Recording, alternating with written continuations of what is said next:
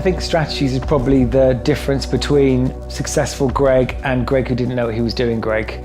So when I figured out there's a strategy to everything in life. There's a strategy to getting slim.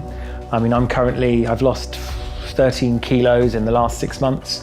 Why? Because I adopted the strategy of alkalizing, which means I reduced all acidic food out of my lifestyle.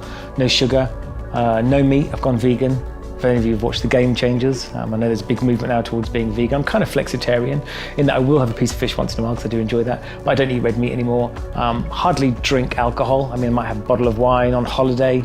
That doesn't make me totally boring, it just makes me healthier. And I just think, so there's a strategy for getting fit and there's a strategy for getting fat, right? If you sit around a lot and you don't move very much, you just keep sticking carbs and sugar in your mouth, you're gonna put on weight.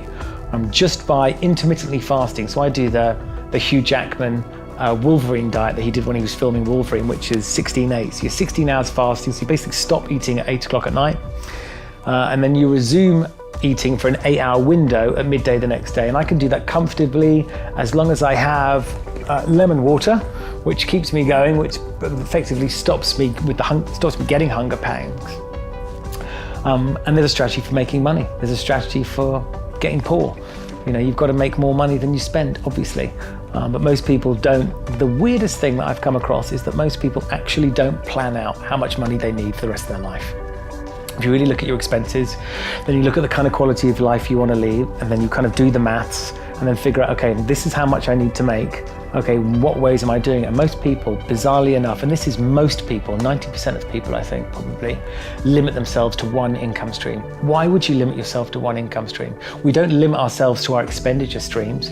We have cars and we have insurance policies to pay and we have mortgages to pay and we have holidays to pay, then we have kids and we have school fees to pay and we have school uniforms to pay and we have skiing holidays and summer. So we never limit the number of expenditure streams we've got going out. So why would you limit the income streams coming in? And I think that is one of the most bizarrest things in human nature. And suddenly people get to their 50s and 60s and they go, oh, shoot, I haven't got enough money to retire, and they panic.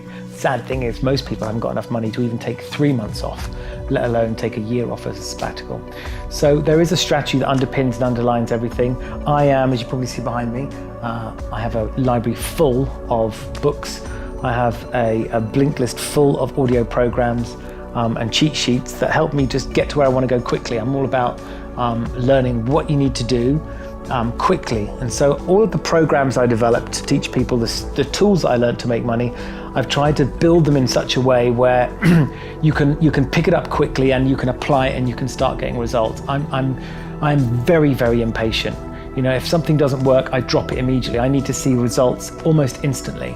And if it doesn't work for me in relatively short order, I discard it. Now look, with trading, there is an element of there's an emotional psychology piece that has to be handled. You know, people say, oh, well, you know, I didn't make money in 2 or 3 days. Like, well, hold on a second. It's not necessarily the strategy. It might be your understanding and your application of it. And also, you might be lying.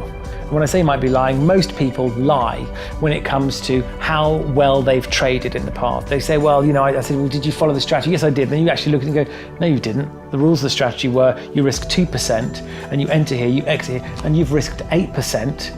You've entered here, you've removed your stop loss, you've let the position run, then when it's gone against you, you've taken a whopping 8%. Look, what are you doing? And so strategies really work. Often the problem is the person who's sitting in the chair. And that's the piece that most people, whether it's making money trading or being an entrepreneur, don't spend or don't invest enough on, which of course is the training of themselves, the emotional intelligence training and the strategy training of themselves. That is critical. Work on yourself first, as Warren Buffett always said.